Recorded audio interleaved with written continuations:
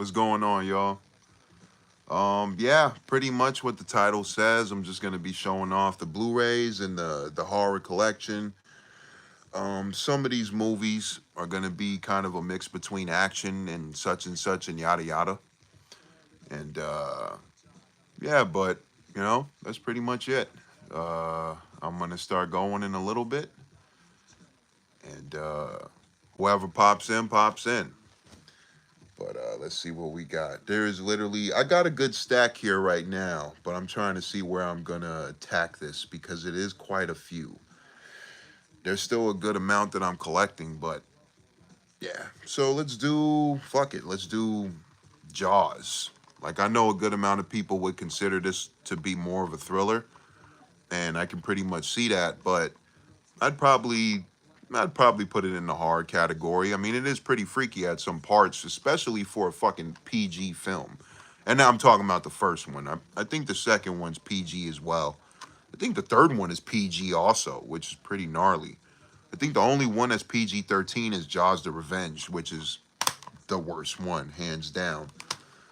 Jaws 2, I gotta rewatch. I think that's the only one that I really have to give like a sit down and just review everything in my head for that one. But the first one I'm a big fan of. I love the first Jaws. I think it's awesome. One of Spielberg's better films. I think Jaws 2 I got to rewatch. Jaws 3 is pretty bad, but like it's pretty laughably bad. I think 4 is laughably bad too, especially with how the shark looks and shit at times. Well, 3 too, but yeah, I mean, 1 is the best one, hands fucking down, hands down. Not even close. I think I'll go with the collections first. So, like, I have the 4 Jaws, I have the 3 Jaws films in this one, but I have Jaws the Revenge separately too, just to give it a laugh from time to time. This joint, so I got all the Saws. I have Spiral separately with Chris Rock, which I wanted to love more. I wasn't a huge fan of. I wanted to love it a bit more. I was actually rooting for that one too, because Chris was doing something out of left field. He's tackling the horror genre. I was rooting for Spiral, but I didn't love it. The first Saw, I think it's great. Um, it's it isn't my favorite Saw film, but it's probably like my second or third favorite because there's so fucking many at this point. I'd probably put Saw 2 as my personal favorite. Love 2. I think 2 is damn near a 10 out of 10. I might give it a 9, but 2's I love 2. 3, I like 3. I like Saw 3 because of it has one of the more brutal traps in the whole series. It's where the homie is in the fucking metal rack and it twists his head and it twists his legs. That trap is like one of the more crazier ones in the whole fucking franchise. But I'm gonna lower. Time to time, I'm gonna lower the music from. But yeah, Saw 3. I like Saw 4. I kind of like. It's not great. It's like not bad, but it's not great. I put Saw 4 kind of at the middle. I think that isn't. No, that's not the first time because of that. But no, I'm just blanking out. But Saw 4, I think it's all right. I think the hair scalping, machine pulling trap is pretty gnarly. Saw 5 is pretty dumb. It's not great. I'd probably give it like a 5.5 out of 10. But the trap I do like in 5 is where it's the very last one, I think, where they have to stick their fucking hands inside this machine and there's like blades whirring, so they have to like fill up their blood in a big ass vat in order to get released and to go into the other room, the final room.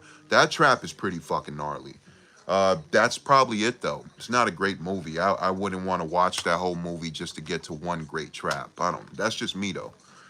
Saw 6, I think is pretty good. I like Saw 6. I think the carousel trap is pretty good. Yeah, I'm blanking because I have so many I got to go through right now, but I'm trying to run through these Saws because there's literally a million of them. Saw 7, if Saw 7 is Saw 7 is 3D. If it's 3D, that one sucks. 3D is the worst one of the whole fucking franchise, in my opinion. And then if 8 is Jigsaw, I think that one was okay. I liked it, but I didn't love it. What else? Jigsaw, and then I think Spiral was the last one. I talked about that one. Then there's this brand new fucking Saw coming out, you know? Nah, this isn't pre-recorded. Sorry, guys. It's just when I'm talking, when I start zoning out on each film, I can blabber on. So, Kindred, what up, bro? What up, man? Yeah, Jaws is awesome. I like James.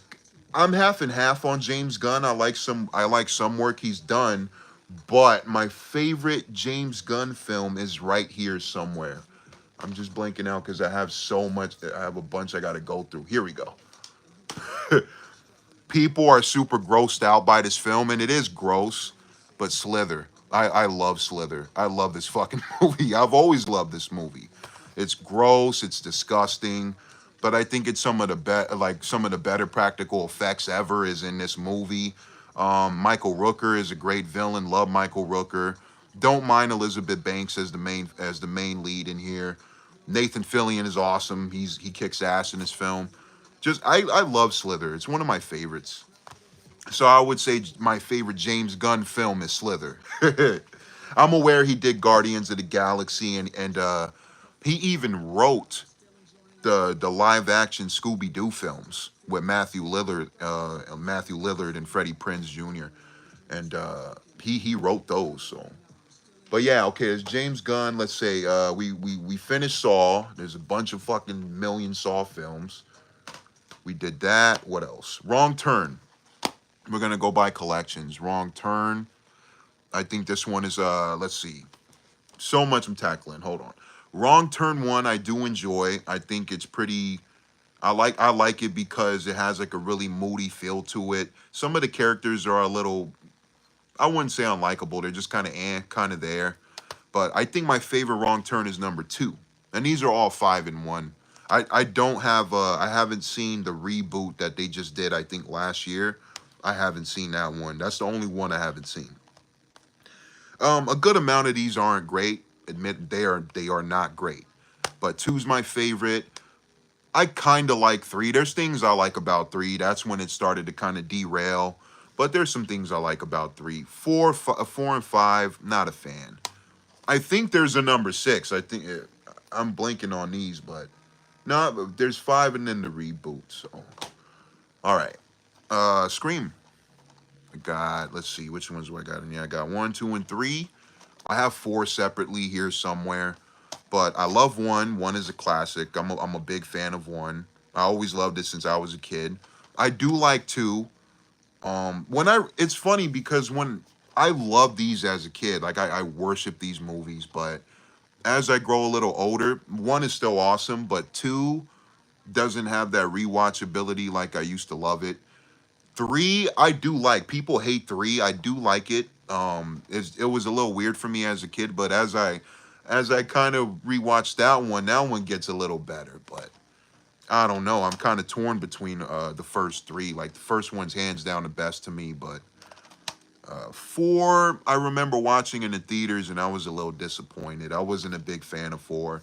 There was a couple moments, but I hated. I wasn't a fan of Emma Roberts as the killer, and then Rory Culkin. I didn't like those 2 as the killers. I thought they were probably the weaker villains of the whole franchise. I saw 5. I have some mixed feelings about 5, man. I really do. Like, there's some things I like, but there's some choices that I don't want to spoil for those who haven't seen Scream 5. There were some choices where I was like, damn, like, I'm not feeling that. And even that you did that, you could have did that better, in my opinion, and gave that character way more fucking love than he deserved than that, you know? But I don't want to spoil too much without going into too much detail. But I was disappointed by 5. That's just me, though. There were 1 or 2 kills I liked, but for the most part. I would kind of consider these more just goofy, like, I guess you can argue that these are horror films, but I consider these to be more like creature flick, like adventure, kind of mixed with a little bit of comedy. But Tremors, the Tremors films, I love, love, love. These are the first 4. I don't have 5 and 6. I've seen them. I'm not a big fan of them. And I got the first one by itself. I used to have 2 and 3 and 4 separately growing up, but I've lost them through the years. My favorite one is obviously the first one, hands down. It's incredible. I'm a big fan of Tremors. Big nostalgic film to me. I have a huge nostalgic bias with it, but just a 10 out, like I'd probably give the first Tremors an 11 out of 10. And I know I'm goofy for that, but that's true. All right, so we got the Tremors out of the way. We got Scream. It's a big mess right here. I'm just trying to organize it as I go along. And if anybody's popping in, appreciate you. Kendrick, yeah, man. Yeah, Slither. Yeah, if you haven't seen it, check it out. I'm a big fan of Slither. Slither's my favorite James Gunn movie. Okay, so the Predator films. I don't know. The first one's incredible. The first one's like a 10 out of 10 or an 11 out of 10 to me. I love the first Predator. I have two different versions of it, the 3D and the regular of the first film. The 3D, I wouldn't buy any extra bucks for it. I think it's kind of a gimmick. That's what it is. So just buy the original Predator. Awesome film. It's a classic. Arnold kicks ass. You got Bill Duke. You got you know what I'm trying to say. The nerds know what I'm trying to say. Might get brain tied. Okay, people hate this one, Predators, or people aren't a fan of this one, but I have a soft spot for it. I do like this one. Adrian Brody is a little bit wonky in this one, and people are just, I don't know. It's just I kind of like this one. Besides Adrian Brody, like you have Danny Trejo, Lawrence Fishburne. He has a smaller role, but I think Lawrence is actually the better performance in the whole movie. And Alice Braga, she's kind of all right. She's kind of there. Walton Goggins, if I'm saying his name right, he kills it. But yeah, we got the Predators. I don't have all of the Predators on Blu-ray. Yeah, because I want to separate the Blu-rays from the DVDs and stuff, All right, so I'll try to tackle these all at once. Pause. But these are the first 5-6 seasons of Walking Dead. Now, for those that don't know, I was always a Walking Dead fanatic. I watched the very first episode in 2010 when I was in high school, early high school. So I've been watching since the very first day, literally. The reason I tuned into Walking Dead, I wasn't aware of the comics before, but I was already a big fan of Shawshank Redemption and Green Mile and The Mist and Frank Darabont. So when Frank Darabont adapted it to the television screen and I found out that he was tackling zombie material, I was like, yo, I'm in. So I was watching the show from the beginning just because of Frank Darabont. I was a fan of his. So, but that show, I literally watched Walking Dead blow up. Because Walking Dead, the first season, people knew about it, but they didn't know. Like, I would go to school and maybe 3 or 4 people knew it. By the time I was like in 11th grade, because I remember seeing Walking Dead around like 9th grade when it first came on. So when around 11th grade, people were like, yeah, Walking Dead. It was like the 2nd or 3rd season when it actually blew up. So I don't know. It had I think the first season, in my opinion, is probably the best well-written. Like as far as the dialogue and how it just feels, it has a good magical feel to it. And just a great, I don't know how to say, a great dramatic dialogue. And I think as far as action and suspense, season 5 might kind of take the cake or around there. I think season 5 is pretty damn good. Season 3 is pretty good at the prison, but I think at its strongest action-wise, it might be season 5. That's a whole fucking show I have to kind of rewatch, but off the top of my head, I would say dramatically wise, as far as dialogue, probably the first season. And because you can tell that Frank Darabont, you can just tell.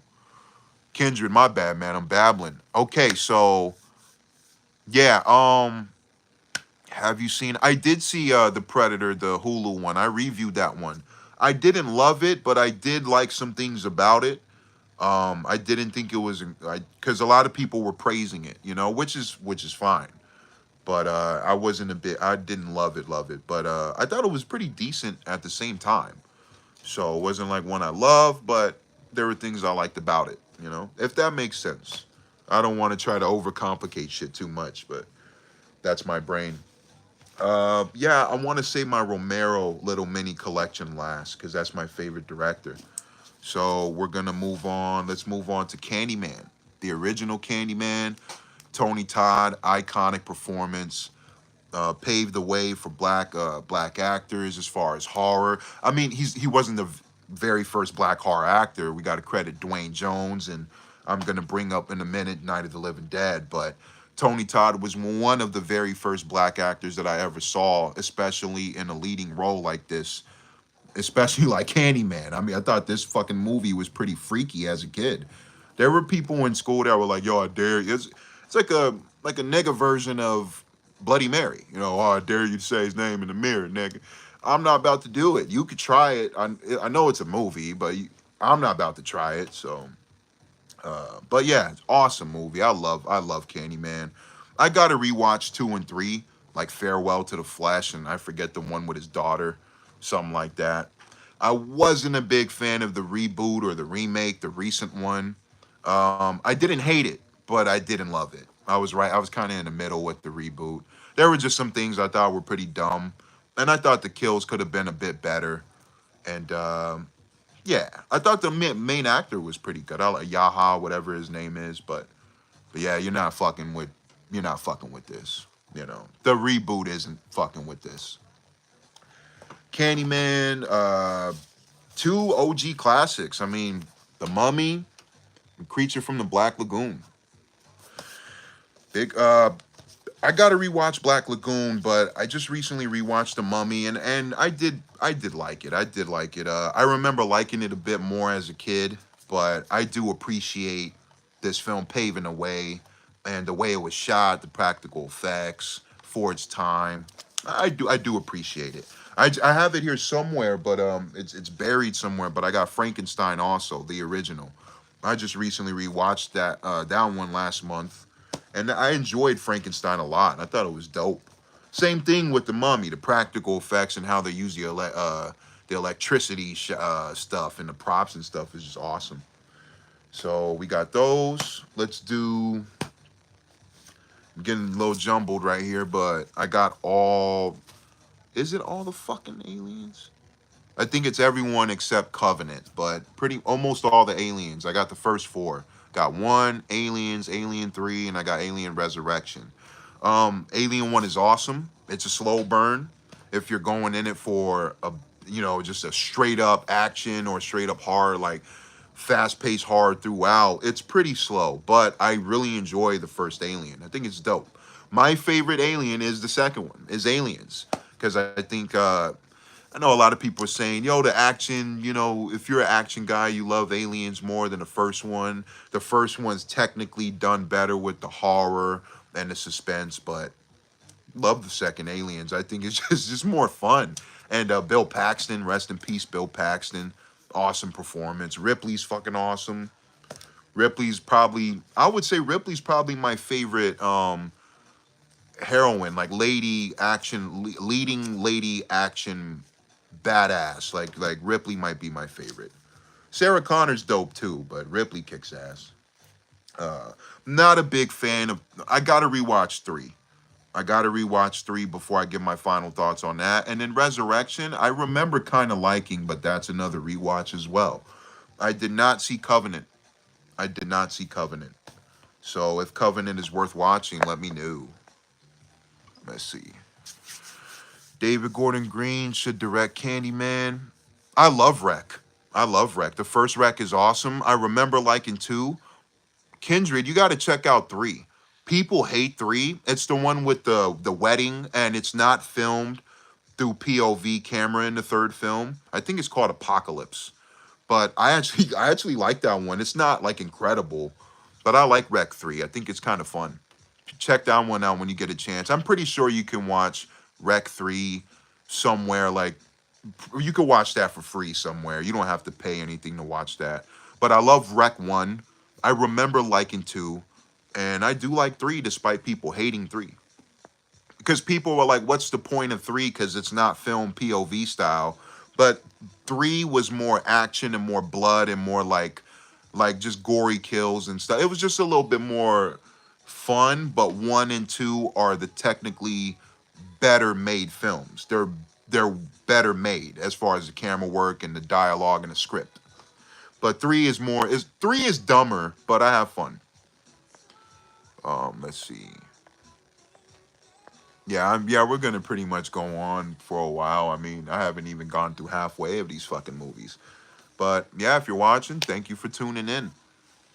Sometimes it glitches, like it'll say 2 people or 1 people are in here, and then I'll see like I don't know.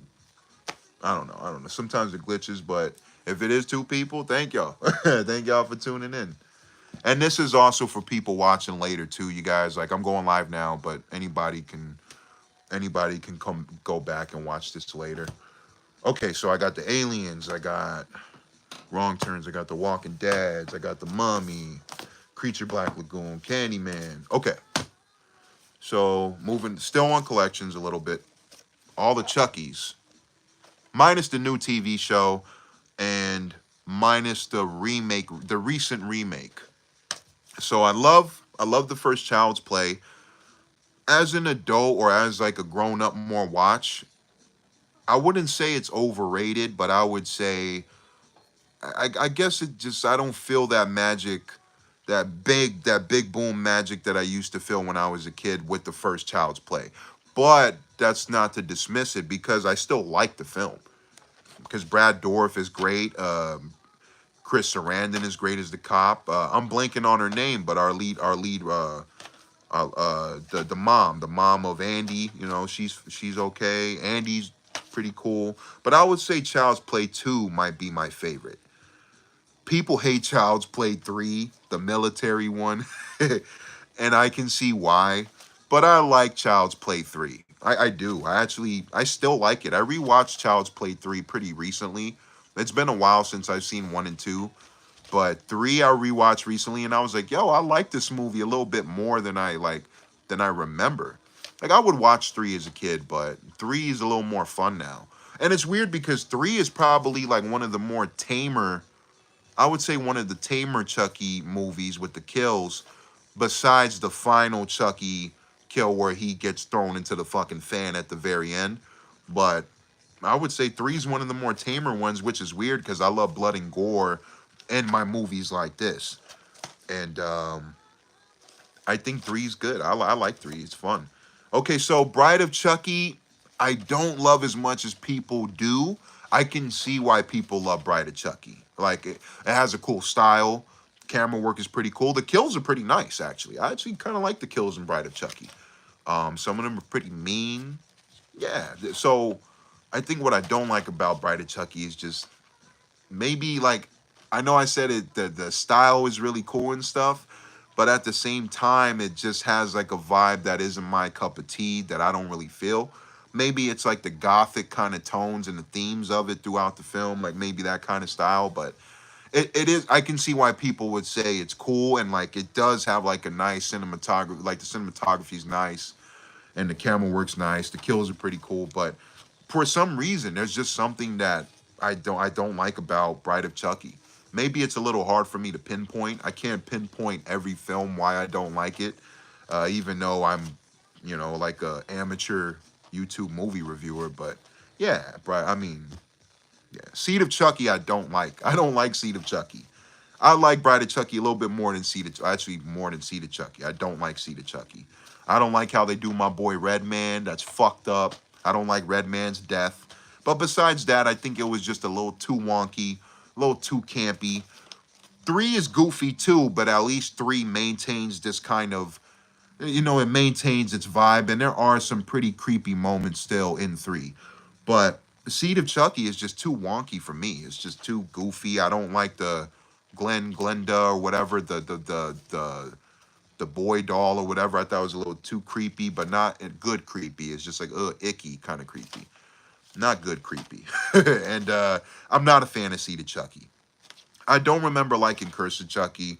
I don't remember, maybe 1 or 2 kills in Cult of Chucky, but nah. I haven't seen a new show, and I kind of like the reboot. There was things I don't like, but there was things I did like. I thought Mark Hamill was a little bit underused as Chucky. I thought he could have maybe not hammed it up, but just, he could have put a little bit more effort playing Chucky. And I love Mark Hamill as a voice actor, so I just remember being in the theaters like, damn, I'm a little disappointed in when Mark Hamill's Chucky.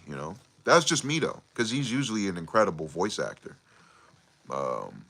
TV show's dope. Yeah, I've heard it's pretty good. I just never checked it out. There's so much shit I gotta watch still. But let's see. Yeah, TV show's dope. Let's see.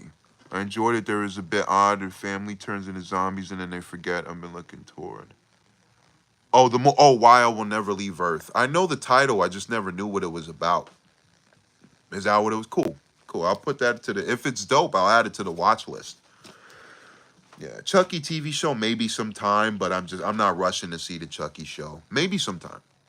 All of the, not all. Let's see. Sometimes I gotta check. I forget the collection sometimes, or how many are in the fucking collection. But so Resident Evil 1, Apocalypse, Extinction, Afterlife, and Retribution.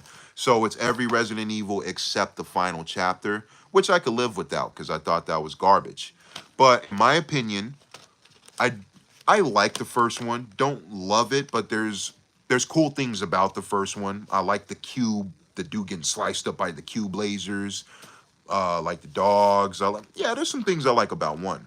My personal favorite Resident Evil would have to be Apocalypse. It's the second one, and I can't really pinpoint it why either. I just think it has the cooler style. I think the zombies look the coolest in the second one. Just simple, straight to the point. Really Romero, really reminds me of Romero type of zombies, like the zombies I love. And I think Apocalypse gives me that feeling the strongest. Overrun, big ass crowds of zombies. When we get to Extinction, they start getting a little faster. They start jumping everywhere and shit with jumping on people. There's things I like about Extinction number 3, but I don't love it. Afterlife, I don't love. Retribution, I don't love. I thought that sucked. And Final Chapter might be the worst one. So my favorite's probably 2. And 2, oh yeah, Mike Epps. I was a big Mike Epps guy as a kid. Still am. I'm a fan of him. So seeing Mike Epps live in Apocalypse, I was like, that's fucking awesome. I was like, yeah, Mike Epps lives. But they kill him in 3. So it's spoilers, but these are older films. So there's a good chance you probably already seen the fucking first 3 Resident Evils. But yeah, let's see. Resident Evil. All right, I think we're almost getting there, guys. How many minutes? 30 minutes, and I'm barely kind of getting halfway. Okay, I'm getting used to this tripod camera as well. Shit. Okay, let's keep going. Because people can always look back and watch the playback and stuff later, but... All right, the original, one of the first ones that ever did it. Or, I wouldn't say the first one, but one of the... It's a pioneer in horror film, tired right now, but Psycho, Alfred Hitchcock, Psycho. I have to rewatch this. I've only seen this once in its entirety my whole life, and I was like 15. So a good amount of it was probably flying over my head, admittedly. I will give this a rewatch pretty soon, and I'll give it a review, like a genuine review. I'll be laser sharp focused on it to see what I missed.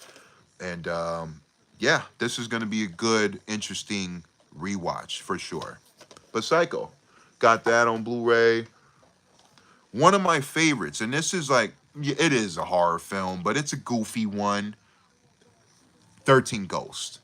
I'm a big fan of this movie. This is the 2001, I believe 2001 remake. There is an original 13 Ghosts, but this is the more action feel, and pretty creepy fucking movie.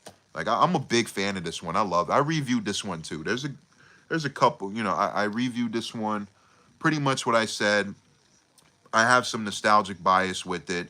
But the cast is great. Tony Shalhoub is great as the father, Arthur. We have Matthew Lillard. This might be my favorite performance from Matthew. He's great in the punk film. I always forget the name of it. I don't know if it's SCL or SLC Punk. I always forget the name, but that film, he's great in that one. Matthew Lillard, of course, he's awesome as Shaggy. Just me growing up, I'm younger, so me growing up as Shaggy, but I mean me growing up with him as Shaggy. Matthew Lillard, Shannon Elizabeth. This was also another film I saw early where the black person lived, Rod Digger, who I'm a fan of as an MC. Rod Digger's an incredible MC, and she lives at the very end of this film. One of the first ones I ever saw where a black actor lives. You know, so that definitely surprised. I just love this movie's just awesome. All that aside, the ghosts are awesome. The design is fucking awesome. The designs of the ghosts are creepy. The Jackal used to give me one or two nightmares as a kid, like as a 10 or 11-year-old, because I was already heavy into this type of shit by then. So, awesome movie. Okay. I don't know why I put this in the pile, because I wouldn't really consider Sweeney Todd a horror. I would definitely consider it more like a thrill, no, maybe a thriller or definitely a musical. But I like this one, and I'm not a big musical guy, admittedly.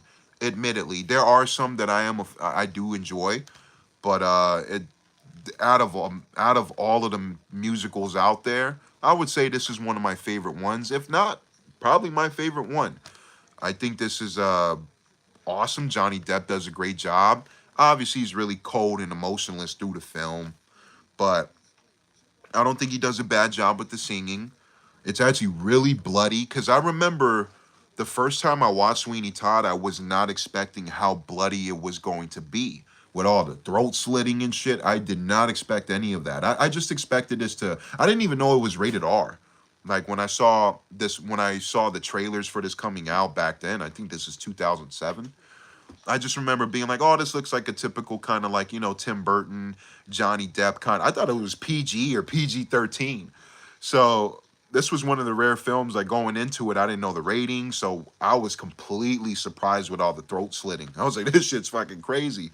But I'm a fan of this movie. I am. I really like this one. I really like Sweeney Todd. And sorry if I repeat myself, but, there's just some movies I really enjoy. And I've been getting my drink on a little bit, so yeah. Let's see. Kindred, yeah, Jackal was one of the ghosts in 13 Ghosts, man. Like, Jackal, look him up, dude. He's a freaky fucking ghost in this movie. Then as a kid, he has like these sharp nails and his head is trapped in a cage. I always thought his design was just creepy. The way he runs fast. And I know one of my nitpicks with 13 Ghosts, I keep going on this, but one of my nitpicks with it was the editing, because it's really fast editing and really just sometimes that could throw me off. But the editing with the Jackal was done very well. Just really creepy. How he's running and he's chasing after you and shit. Really creepy. Which one is scary? Original American Psycho or Belle? Let's see. What you mean? What you mean? Oh, duh. Which one is scary? The original Psycho or the American Psycho with Belle? My bad. I wouldn't consider American Psycho with Belle scary. I would consider that one a little bit more funnier, because it's darkly funny. Like darkly funny. Like, and I didn't get that with the first watch of American Psycho. I did not get that. I was just like, why is this movie so fucking weird? Like, I honestly didn't get it the first watch, but I rewatched American Psycho a couple times through the years, and I started to click in my head. I was like, oh, I get this. I started to get it more. Bale does a great job in American Psycho, but his performance is disturbing, but I wouldn't really consider it to be horror. I don't know. That's just me, though. I think I would consider it more to be dark comedy mixed with a thriller, maybe. But that's just me. I could be wrong. I could be fucking wrong. But American Psycho and Psycho. Let's see. We're moving on. Sweeney Todd, 13 Ghosts. Let's see. Where do we leave on? We are halfway for sure. This might be an hour fucking stream. It's not my intention. It's a pretty decent size amount of fucking film. So for those that don't know, I think this was 1981. Don't quote me. Yeah, 1981. The Pit. This one's a really weird one. This one's incredibly weird. So this little asshole's a psycho. Pretty much goes crazy. He has this pit that he throws fucking people in, like to kill them and shit. Really bizarre, really strange. There's a couple scenes that are even weird to me. But I do like this one. I do enjoy it. It's just really bizarre. I don't want to tell you too much because it's one that I wouldn't want to explain too much detail before going into it. I would maybe you could check out the trailer for it, but this one's fun. I got it. This will be a fun rewatch too, though. But I just remember having a fun time with the pit. Uh, Death Dream. This is another one I got to really rewatch. But I remember, like I said, same with that one. I remember having a decent time with this one and having fun. This guy was pretty good. The main guy, he's a creep. He's emotionless. It's kind of like, hey, what's going on? And he's just, just kind of sitting there and shit. It's I'm not doing it justice explaining it, but this one I remember is pretty fun. Death Dream, and the other title for this one I think is called Dead of Night. So maybe you might know this movie by that name, but that's just that. So yeah, I don't know why this is in the pile because The Gray I would consider to be more of an action kind of thriller. It's not even there's not even action throughout of it. It's like a survival thriller with some specks of action, but no, it's more of an adventure thriller. So my bad for putting that in the pile. I do enjoy this film. I think it deserved a better ending for sure, but I do like The Gray. I saw that one in theaters. I saw that one in theaters too. Let's see. What's good, y'all? OG. What's going on? OG Juan Shinobi. How are you, brother? Kindred. Nah, Kindred, you good, bro. Bro, Kindred, I say the same shit over and over sometimes, and it's not my intention when I'm stuck on one movie. Sometimes I get too over explaining and a little too passionate with one film, and I'm like, bro, move on, but it's my brain. I just can't sometimes, you know. But nah, Kindred, you're good, bro. Like I over explain myself a lot. Kendra, do you enjoy Zack Snyder's version of Dawn of the Dead? I do. I actually do. It's one of my favorite remakes, and I Romero's my favorite filmmaker of all time. I'm gonna save his little mini collection for the end of this live, but like, bro, like I saw the remake Dawn of the Dead, the '04 Zack Snyder. I saw that in theaters. That was actually one of the very first movies I saw in a theater. Shout out to moms for taking me. And bro, I was 7 years old in 2004. So these fast ass zombies running everywhere, I was like freaking out as a 7-year-old in a movie theater. Now it's no problem, and I love it as an action. I actually love it more as an action than a horror, in my opinion. There is some pretty freaky moments, like with the obese woman where she like stands, she wakes up out of her bed and the eyes open and she's like running fast as shit. That scene freaked me out in the theater.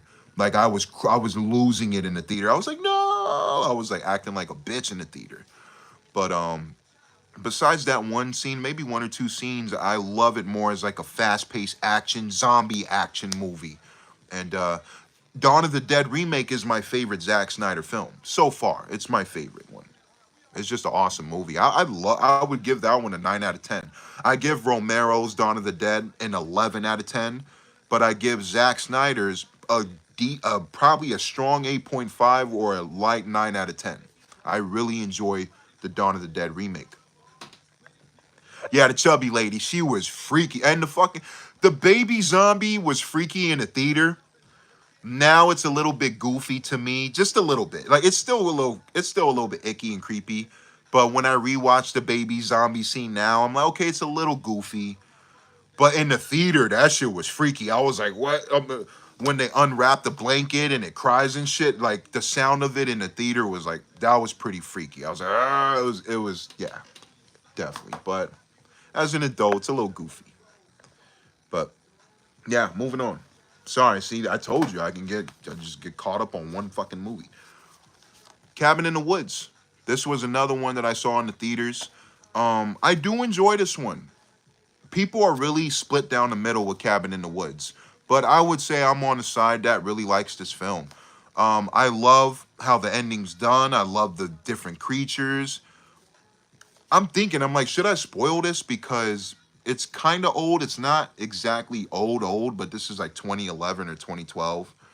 And there's tons of videos that are explaining the creatures and shit on YouTube that have like a bunch of views. So I'm sure, just maybe I won't spoil too much, but I do enjoy this film. I like the creature design. I like the way that it's creepy how the government is fucking with these characters, how they're releasing like these pheromones and doing these experiments on them and shit. I thought that was pretty creepy. I didn't expect that kind of going into it. Maybe the ending could be a little bit better. Like I do love how the shit does kind of break loose, but the very, very last shot of the film, I'm like, I don't know. Because I feel like this is a kind of movie that could have explored more, of how or why they're doing these experiments. I think they explore a little bit of it at the end, and it's like, without going into too many spoilers, but they could have, with all these fucking creatures and all these, different monsters, they could have definitely made a bunch of shit out of it. So the very ending, I'm like, nah, they could have, I think they could have did that a little better. All right, Train to Busan. Big fan of this one. When it first came out, I remember putting a lot of people on this one, 2016. Before it hit Netflix, it started like kind of blowing up a bit on Netflix. But I remember not too many people were talking beforehand about this one. I'm like, yo, Train to Busan, Train to Busan. I really like this one. Fast zombies can be very hit or miss for me because I'm a Romero, slow, staggering, dead zombie guy. I love that. That's my favorite zombie. But fast zombies, I don't mind the fast zombies in here at all. Maybe sometimes the CGI can be a little bit wonky, but I can overlook it. And I hate CGI for the most part. So if I can overlook the CGI in a film, then I'm like, hey, you get brownie points for me. So, but besides that, I think it's pretty intense. The ending is extremely depressing, but I personally don't mind that. Because there is a little bit of hope at it. It's not like a completely super dark ending. It's a fucked up ending, but there's like some hope at it at the end. But overall, I really love Train to Busan. I would probably give this a solid 9 out of 10. You know, maybe 8.5, but maybe 9. I think a 9. I think it deserves a solid 9. I really like Train to Busan. All right, let's keep it moving. Let's keep it moving because I'm blabbering. From Dusk Till Dawn. This movie's fucking awesome. This is a 10 out of 10. This is possibly an 11 out of 10. Awesome film. This is like easily top 30 or top 40 movies of all time for me. That's how much I love it. This is my favorite George Clooney performance. I don't mind Tarantino as an actor in this film because he's really creepy and he's playing a creep really well. I'm hoping that he's not really he's not really playing himself in this film, too much, but he's playing a creepy guy really fucking well in this movie. I have to give him that. George Clooney kicks ass. Harvey Keitel's awesome as the father. Juliette Lewis does a great job. I'm a fan of hers, especially in her earlier career. I like Juliette Lewis. Ernest Liu, I think the Asian son or the Asian stepson, I don't mind him. I think he would be the weakest character in the film, but I don't mind him. Which is saying something. If I don't mind him and I think he's the weakest character, not bad at all. The vampires are great. Pretty bloody, pretty gory at times. Great cast. Cheech Marin, fucking Danny Trejo, just Fred Williamson kicks ass in it. I wish he lived in it. I wish he lived in the film, but he kicks ass still. Tom Savini, he does a great job playing Sex Machine. He's a great character. From Dusk Till Dawn might be an 11 out of 10 for me. I love this fucking movie so much. I gotta rewatch 2 and 3 because I know there were more straight to cable or straight to DVD. I don't remember I remember not minding number 2. But I gotta seriously rewatch it. All right. This one, I don't know why this one was really in the pile either, but this one's a newer one, Last Night in Soho. I really enjoyed it. Thought it was a pretty job well done by Edgar Wright, who I'm a big fan of. Obviously, Shaun of the Dead. Shaun is in my top 5 movies of all time, personally. Just a super nostalgic bias, personal choice. But I'm a big fan of Edgar. I really enjoyed Last Night in Soho. I thought it was trippy. Cinematography was great. Thomas and Mackenzie does a pretty decent job. Anya Taylor-Joy, she's more doing more of an acting job with her facial emotions, kind of. She has dialogue, not as much as I was expecting though. And yeah, I thought it was a pretty trippy. Well, I liked this in the theaters. It was a good theater experience. So I would probably give this an 8, maybe 8.5, maybe 8 out of 10. Pretty solid. All right, let's see. Let's keep the show going because we do still have a good amount. And like I said, if anybody wants to just replay this or on your own time, you're more than welcome to. It was not my intention to go a fucking hour, so my apologies. But let's get it done. We're almost there. We're doing it. We're getting it done. I figure I switch it up too. I'm like, I'm doing the reviews, I'm doing the reactions. I'm like, yo, let me show, the people who are tuned in on the page, show them the stuff I'm collecting or the stuff I got. All right. Let's do this one is more of an action thriller survival suspense film, but there's some pretty creepy moments, I would say. I Am Legend. I wouldn't technically call it a horror, so my apologies again for this being in a collection, but there are one or two moments like when Will goes into the building and they're all like kind of huddled together in the dark and shit, and then when Will shines the light they attack. That one shot was pretty freaky to me. In the theater when they're all huddled and shit together. It kind of gave me goosebumps I don't know why. That one shot was just done pretty well in my opinion. Really creepy. Um, I slap aside. Yeah, Will. Yeah, that was some bullshit. That was some bullshit. But as an actor, Will, this is one of my favorite performances from Will. And I think like him shooting Fred the mannequin, like, what are you doing here, Fred? That's one of my favorite Will Smith acting moments ever in his career. I know it sounds simple, but that whole Fred moment is like, wow, he killed it. He did a great job with that. Slap aside, the slap was some bullshit, but I do still enjoy Will Smith films because I think he does have some great ones under his belt. And he has some stinkers like After Earth, which sucked ass. After Earth was a piece of shit. But he has some bangers too, in my opinion. He has some great ones. And I Am Legend, I would give a solid 9 out of 10. I would give I Am Legend either a light 9 out of 10 or a strong 8.5. And if the CGI was wonky on the fucking light guys, the vampires, whatever I still don't know if they're vampires or mutants to this day. I gotta look more into that, but they might be vampires or some shit. But though the CGI on those guys could have been done a bit better. Let's see. I Am Legend. Okay, Grindhouse, Planet Terror, and Death Proof. Now this is just me, my opinion. I love Planet Terror way more than Death Proof. I do like Death Proof. I don't think it's as bad as some people do say it is. They're like, it's Tarantino's worst movie. And I'm like, maybe, but I do like some things about Death Proof. I think Kurt Russell's awesome. Kurt Russell's one of the greatest actors that ever lived. Kills it in Death Proof. One of my favorite performances from him. And I do like Death Proof. I think some of the characters were a little annoying. Like, I'm not a big Rosario Dawson guy. I was never a huge fan of her. That's just me though.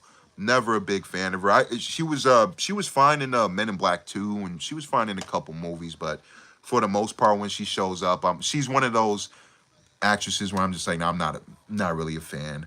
So she's one, I don't know. I wasn't a big fan of some of the characters in Death Proof, but I love Kurt Russell, and I do like it. I would be lying if I said I didn't. So, but I think Planet Terror is way more fucking awesome. Planet Terror is the shit. Like, Planet Terror is a 10 out of 10 for me, yo. Like, I love Planet Terror, man. It's so mean, it's so gory, so brutal. It's goofy as shit too. It knows it's goofy. I'm a Rodriguez guy too, so technically Tarantino is the better director than Rodriguez, but I think Rodriguez got him beat on Grindhouse. I think Planet Terror is the better film. Still like Death Proof. Still like it. Okay. Sorry, I'm blabbering and shit, but yeah. Yeah. Tape, what up, bro? How are you, bro? I've just been blabbering, man. I'm just getting my nerd on. I'm just doing some nerd shit. Oh yeah, OG. Juan, yeah, Salma Hayek and From Dusk Till Dawn. Enough said. Jeez Louise. Oh my goodness. I don't have the Watchmen director's cut. I do have it on Blu-ray, but not the director's cut. If I should get that, let me know. Yeah, yeah, no doubt, no doubt, no doubt, Kindred, no doubt. She was a lot of people's crushes. Yeah, tape. I love I Am Legend. I love it. One of my favorites. I'm good, bro. I'm good. I'm just getting my nerd on. I'm just having fun, bro. I've been sipping a little bit, so if I'm a little tipsy, that's probably why I'm a little more talkative than usual. But I was just thinking. I was like, what should I do? You know, I want to record something and a little tipsy. I want to talk about the shit I love and just bring out the horror films, you know. And I will be doing the action ones. I'll be doing some drama. I got them all organized. I have drama Blu-rays. I have action Blu-rays. I don't have romance organized because romance is my favorite, is my least favorite genre in film.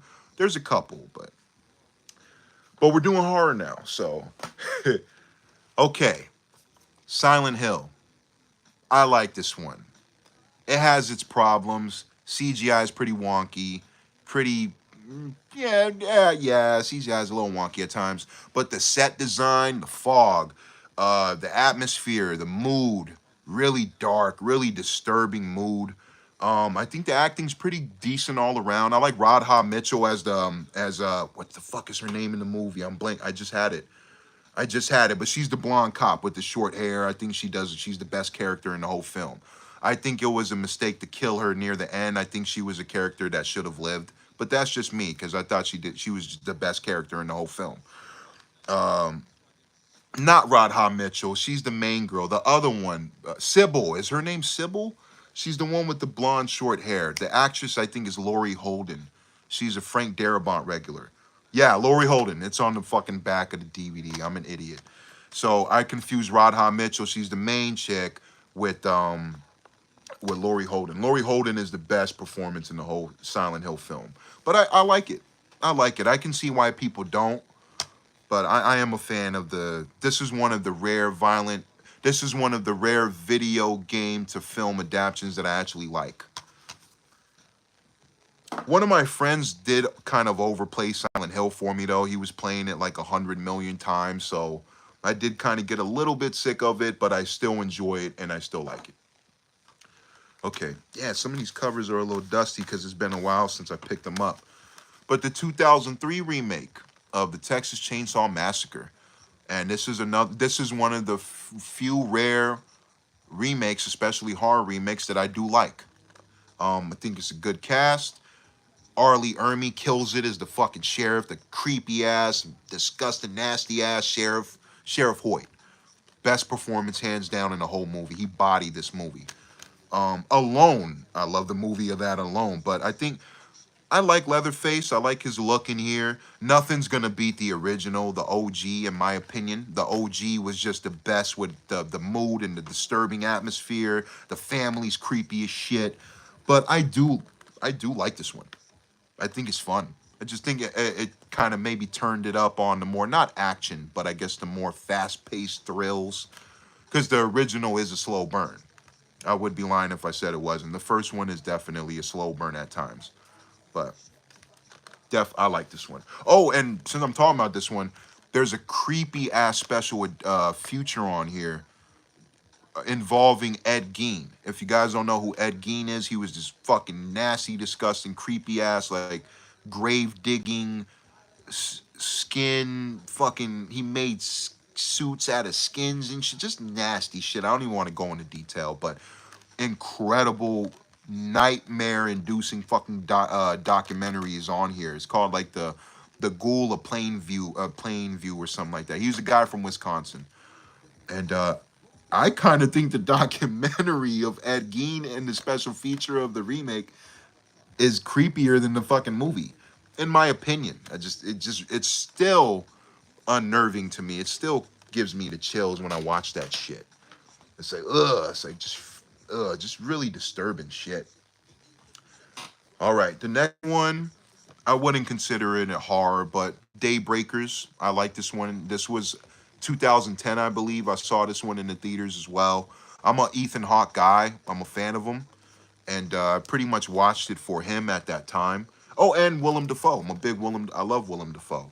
He kills it. He's probably the best at character in this whole movie, and it's pretty bloody, bloody vampire movie. Actually, really bloody, surprisingly bloody, bloodier than I remember. When I'm playing it back in my head, I'm like, damn, this has some pretty gnarly scenes. But I like this one. Some movies I'm gonna try to skip by because it's already been an hour, and they're like, asshole, it's been an hour. Like, I get it, I get it. I totally understand if you feel that. But yeah, tape. See you later, bro. It's been an hour, so I totally understand. Yeah, Kindred. Yeah, you don't have to see that documentary, but if it's some freaky shit that you're trying to watch, that's definitely some. That's really creepy shit. Tape. Thank you, bro. Yeah, Arlie Ermy is hands down the best part of the remake and the beginning. Absolutely, I 100% agree. 1000% agree. Arlie Ermy bodied this fucking bodied it. Let's see what else. Yeah, the design and look. I did like the design and look. All right. Okay, we're almost there. Let's see. I saw this one recently, Black Phone. I saw it for Ethan Hawke because I was hearing the word of mouth. I saw this the day before it came out. Sometimes I like to see a movie the Thursday before the Friday it comes out. Once in a while, this was one of them. Got to see an early premiere of it, and I like this one. I mean, Ethan Hawke, creepy ass performance. Let's see what else. The kids did a great job. I thought the kid actors were really great. Maybe some of the dialogue was a little bit weird to me at times, but for the most part, I thought it was creepy and pretty well done. And I like the use of the phone. Don't want to spoil too much, but pretty well done. Oh, same team. That's crazy. So not a maybe coincidental, but not on done on purpose. Same team, Sinister. I kind of like Sinister a bit more than Black Phone, but I can see the argument that Black Phone is technically better, is better done, better made than Sinister. I just think Sinister kind of has Black Phone beat on the score. I think the score is phenomenal in Sinister. The musical score is extremely disturbing and creepy. I remember being in the theaters for this one and hearing it back in the playback of the score in the theater system, the surround system, and just giving me biggest chills ever. The score in Sinister is incredible. I'd give the score a 10 out of 10. I would give the movie maybe a solid light 8 out of 10. And I would give Black Phone a 7.5 out of 10. But that's just me. That's just me. Ethan's performance is arguably stronger in Black Phone, definitely, but yeah, Sinister I really like. I really like. Maybe the villain looks a little goofy at times, in my opinion, with Sinister. And the jump scares are really like, yo, you guys could have scaled it back on the jump scares with Sinister, hands down. Overlord, don't remember too much of it, honestly. I got to really rewatch this one. But I remember liking some of the action and some of the zombies and maybe not zombies. I can't remember if it was zombie. It was like probably just mutant, creepy guys. Infected people. It was probably an infected film. But I remember it being pretty fun. Just in all honesty, would be a good rewatch. Okay, let's see. All right, we got one stack to go. We had like literally 7 stacks, so we have one more to go. We are at the finish line, folks. One of my favorite movies ever. John Carpenter's The Thing. Phenomenal. 11 out of 10. Incredible. Some of the best atmosphere I've ever seen in a film. One of the best set designs, or one of the best sets and overall locations that are filmed in a horror film. It's really moody with the winter feel and all the snow. Really feels isolated. Maybe not isolated is the right word, but really claustrophobic.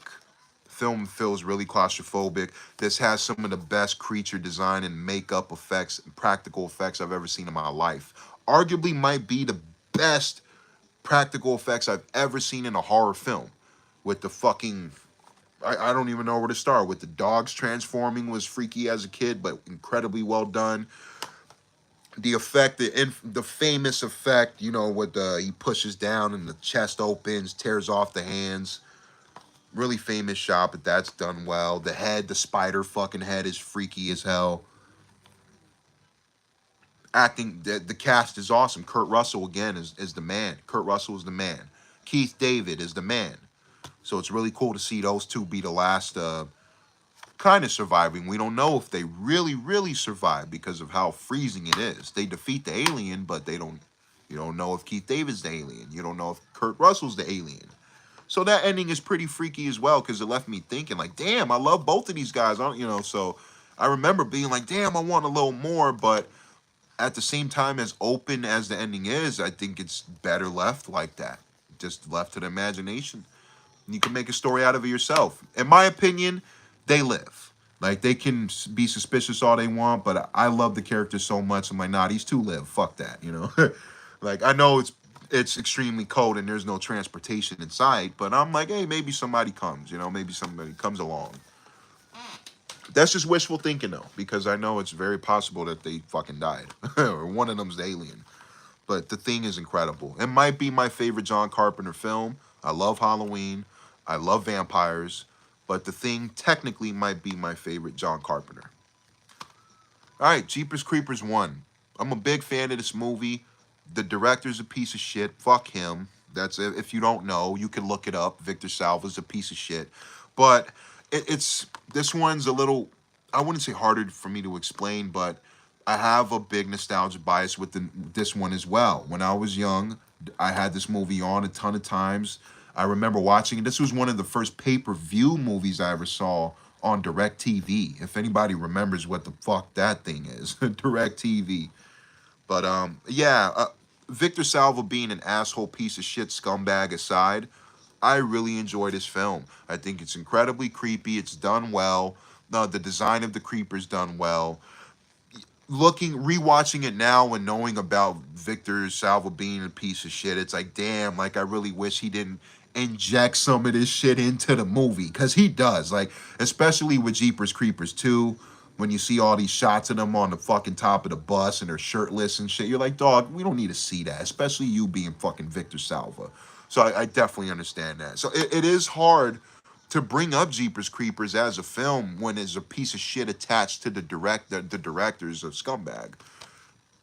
All that aside, I love the film. I would give this an 8 out of 10, maybe a 8.5 out of 10. I really enjoy it. Maybe a 9. Justin Long does a great job. I like seeing Justin Long in horror films. Trisha, I like the main actress. I think she does. Gina Phillips, good job. The sidekick is a little weird. I think the actress is good as the sidekick, but maybe that character was a little weird to include in the film. I like the showdown with the police officers near the end.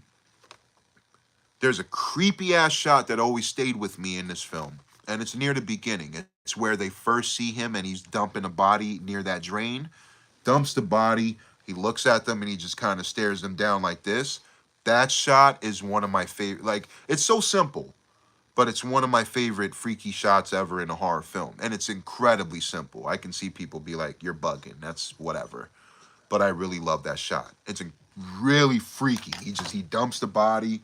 He sees them see him, looks at them, and he just fucking stares them down. And that shit still kind of icks me out. All right, you seen that new one, Barbarian? I reviewed it. OG Juan, I reviewed that. Yeah, Barbarian. I did like it. There were some things I thought were weird. Some things I was like, okay, I don't know. Barbarian overall, I did like. But check out the review if you want more in-depth thoughts, because I'm blanking out. Blanking out a little bit, but we're all good. Yeah, fuck Victor Salva. He's a piece of shit. Fuck him. You know, and I know that's weird saying, because I'm like, oh, I enjoy the film, but he's a piece of shit. I know, maybe my brain is just weird like that. It's just, I think sometimes I can separate a great film, but also recognize that the creator was a piece of shit. And if we go down Hollywood, or if we go down a lot of our entertainers, a lot of them fall in the same boat, unfortunately.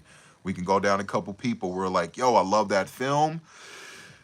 Damn, that guy's a piece of shit, though, in the fuck, in the movie, or behind the screen, or in front of the screen, so that's just me. That's just me, though, yeah. But yeah, that's Hollywood. That's Hollywood. Hollywood's pretty gross. Have you ever heard of FNAF? It's a horror game. No, what is that? Put me on game. What is that? Excuse me. Yeah, put me on game.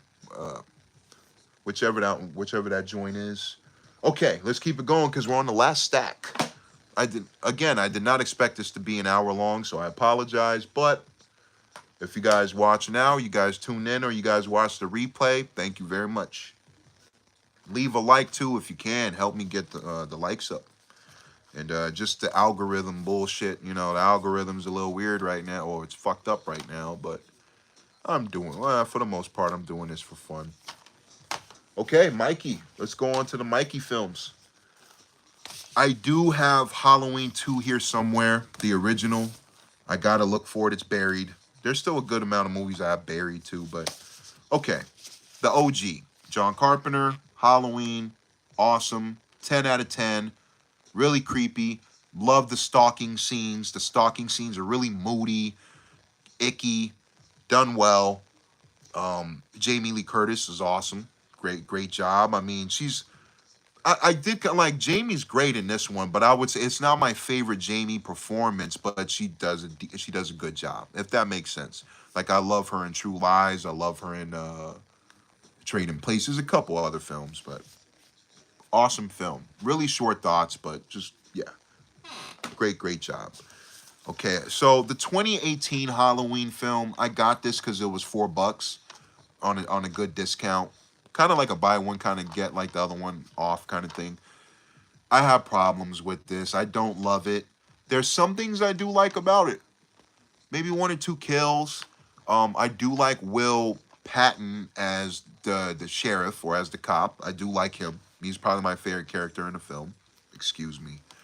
And I do have problems though. You guys are gonna laugh. You guys are gonna laugh your ass off. But Halloween Kills. I know it's a piece of shit. I know this movie. The dialogue is horrible. Evil dies tonight. I totally understand.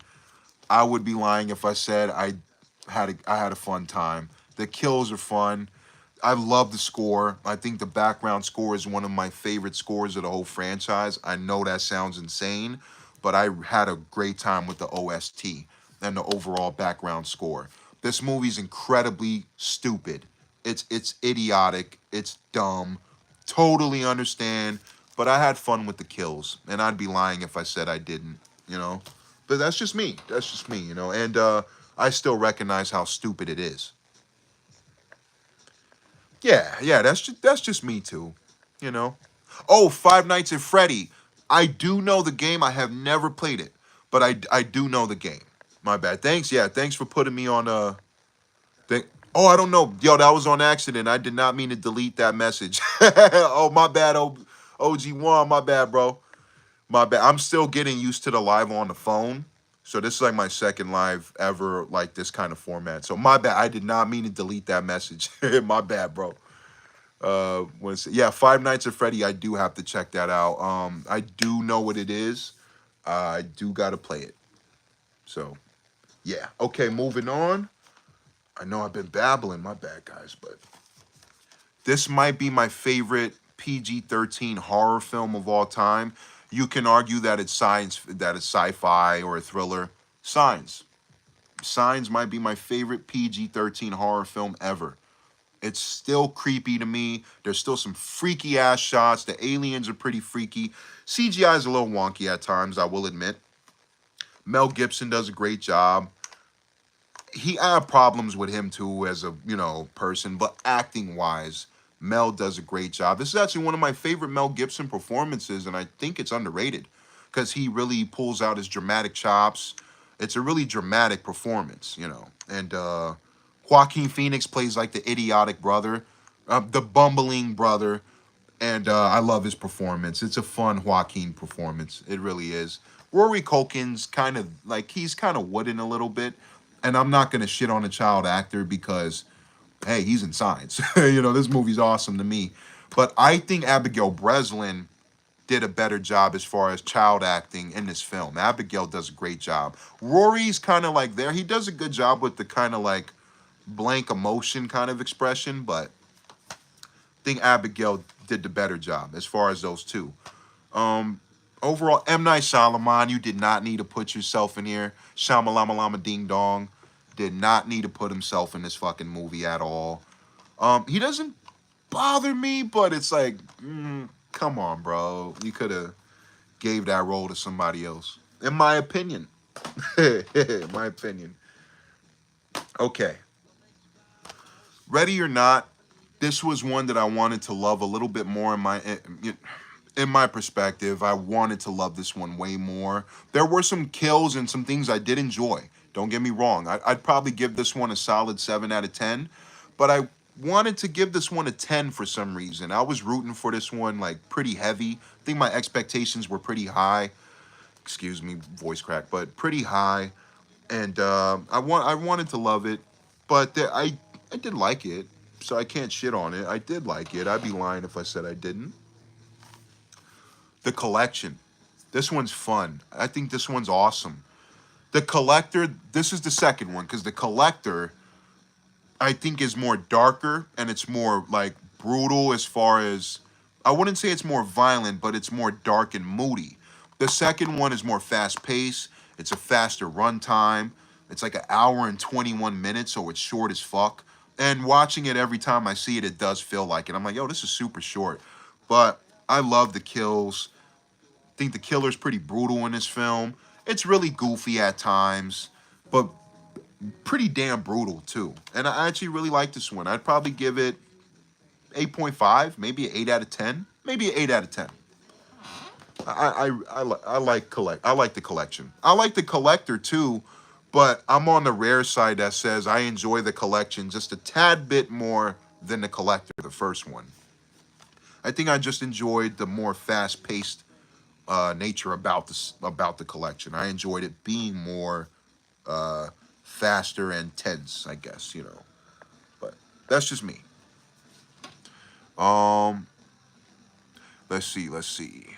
One second, I'm gonna read y'all. Once I was skipping over a little bit. Let's see. I like Insidious. I don't love it, but I like some moments about Insidious. I like Unbreakable. I think Unbreakable's dope. I actually think Unbreakable's dope. Sam Jack is great. Bruce Willis is great. Yeah, Unbreakable's dope. I'm half and half on Kevin Smith. I'm really half and half. Clerks is awesome. I gotta rewatch Clerks 2. I did not see Clerks 3. No, excuse me. I did not see Clerks 3. I like Zack and Miri. I enjoy Chasing Amy. I remember loving, what is it? Is it Dogma? Is that the angel one that's just fucking insane? I gotta rewatch that one, but I remember liking that one too. I remember laughing. People despise Cop Out, and I get it. It's not Kevin Smith's best film at all, but I kind of like Cop Out. Just a little. I kind of do. There's some moments of Cop Out that I was laughing, but I also had a good time in the theater with that one. 2010, wow. I saw that one in the theaters too, and I did kind of have a good time with it. Rewatching it, you see the flaws. You're like, yo, this film is not great at all. It's not, but I kind of like Cop Out. I kind of do. I kind of do. Yeah, Kindred. I mean, people hate it. People hate Cop Out. Like, people despise Cop Out. But me, I'm like, I don't despise it. Like, I kind of like it. Kind of like Cop Out. I don't think it deserves the bad rap it gets. That's just my opinion, though. Okay, moving on. We're almost done. Moving on. Orphan. I have some mixed thoughts on this one, but for the most part, I think it's creepy. It's well done. Isabel Fuhrman does a great job. For the most part, the twist is a little bit, I don't know, like, how do I feel about the twist? How do I feel about her actually being like a 30-year-old woman or some shit, or an older woman in his kid's body? Like, how do I feel about that? I think it's weird. I hate the scene where she tries to seduce the father. I hate that fucking scene. I think it's gross. I think that scene shouldn't have been in it. It's an emotional response right now, but that's the one scene I hate in this fucking movie. I I despise that scene. I'm like, yo, you guys should have cut that scene out. I get it because it's supposed to disturb you. I totally understand. But that's the one scene I despise in this movie. And I do give this movie like a 7 out of 10. I think it's pretty damn well good. I mean, mix of words. I think it's pretty damn good. That's the one scene I hate. If you took that scene out of the movie, maybe a 9 or 8.5 out of 10, in my opinion. But that's just me. Let's see. Yeah, it's just awkward shit. Exactly. Okay. Phantasm. Awesome. I highly recommend if you haven't seen. It's a little bit goofy, but come here, boy. And this Angus Scrim is fucking awesome. You know, boy. It is pretty goofy, but I have a really great time with this one. I lost track. I think there's like 10 of these fucking movies. I really lost track of the Phantasm films. But to me, first one's the best. Have to rewatch 2 because I do remember 2 being actually pretty dope. But yeah. Oh, excuse me. Yeah, I ate Chinese food and I've been sipping on some liquor. So if I sound a little stuffed, it's because I ate a lot of chow mein and drink a good amount of Hennessy. That sounds really hilarious. Okay. Deranged. This one's a little, it's a gem. This one isn't a well-known gem. Really freaky. I talked about Ed Gein earlier, so this does have a lot of Ed Gein similarities as far as like the crimes or the shit Ed Gein would do, grave robbing, stuff like that. So there is a lot of similarities with this. This isn't exactly on Ed Gein, I believe. Yeah, because Ezra. Yeah, it's based on a true story of Ed Gein, but it's a different name. It's a guy named Ezra. Robert Blossom pretty much plays Ed Gein, but a different name. This guy was also the old guy with the shovel in Home Alone 1 that helps Kevin at the end. The friendly old guy at the church and shit. He's talking about his grand. That guy pretty much plays Ed Gein. And when you look at Home Alone and how creepy the character looks at first with the big bushy beard, then you watch him play when he's younger, play Ed Gein. You're like, oh, this guy is a creep. But Robert Blossom, that was his name, Robert Blossoms. Roberts Blossom, great actor. Deranged. This is really I don't recommend this one to people with easy stomach or queasy stomachs. If you have a queasy stomach, I don't recommend this. It's not necessarily gory or bloody. It's just pretty disturbing as far as like necrophilia shit. I mean, it's pretty freaky. It's some nasty ass shit, but yeah, but very unnerving. Very, very creepy shit and I do like that movie a lot. Anaconda, I wouldn't consider this horror. I don't know why I have this in the pile. This is more adventure, thriller, jungle adventure. Yeah, I would call it an adventure kind of creature flick. I do enjoy it though. I do like Anaconda. I'd give it like a 7. I gave it a 7. I reviewed this and I gave it a 7 out of 10. And Ice Cube's fun. It was cool seeing Ice Cube survive through the film. He lived, and that surprised me watching this as a kid. Oh, I don't know why the sad-ass Michael Jackson music's playing. Like, I like you, Mike, but that song is too damn sad. And I like this one. John Voight is super over the top, but he's awesome. He's just chewing up the scenery. Great cast and great characters. One of my complaints is Owen Wilson doesn't get to do a lot in this film. He has maybe like 10 lines, if that. And then he ends up being kind of a scumbag character near the end. So I'm like, they could have did Owen Wilson's character a bit better. That's just me, though. Stephen King's The Stand. Pretty much a mini-series divided all in one. If I am correct. Yeah, mini-series. I have not seen all of this. I've only seen the first act. And I do remember enjoying it, but that was quite a while ago. And this has been on my watch list forever. So I will get to this. I will get to this eventually, And because it's a lot. I think The Stand is like 6 hours, like 5 hours worth of material or some shit. Like pretty decent sized, but pause. But one of my classic. One of the greatest movies ever made, hands down. This is an 11 out of 10 film. Tales from the Hood is fucking awesome. It's fucking awesome. I have nothing but I don't have any nitpicks with this movie. Maybe some of the camera work, maybe some of the camera work's a little bit weird with that one story where the guy's like getting his mind all fucked up by the black doctor chicken. Like she's like spinning him all around and she's making him reliving all the bad things he was doing. But maybe that part's a little bit wonky, but that part's still creepy too. So I'm like, yeah, I kind of don't really have any nitpicks with this film. 11 out of 10. R.I.P. Clarence Williams III. Phenomenal actor. Love the guy. Rest in peace. Tales is awesome. And I will review this soon. I will review this eventually. I have to. Tales is a definite review. Just awesome movie. Oh, yo, if you haven't seen it in a while, OG1, I think you would love Tales from the Hood. I think you would even love it more as an adult or as a rewatch. Because I remember liking it a lot as a kid, but when I rewatched Tales as an adult, I was like, I'd love this movie a million times more. Because I was missing certain things that I did when I was a kid. Tales is a pretty intense movie with the police brutality themes and all that stuff, yada yada, but it's pretty intense. So I was catching on to things when I was an adult, when I was more grown up, on a grown-up watch. And I was like, damn, this movie's fucking awesome. Like, just overall. It's not just like a little goofy horror film. It's pretty smart, too. It's actually really smart. David Allen Greer. I was used to him being a funny guy with being a funny guy, so him being a scary, like, abusive dad in Tales from the Hood was pretty scary to see. I was like, wow, that's a great performance. Love this one, too. Event Horizon. This one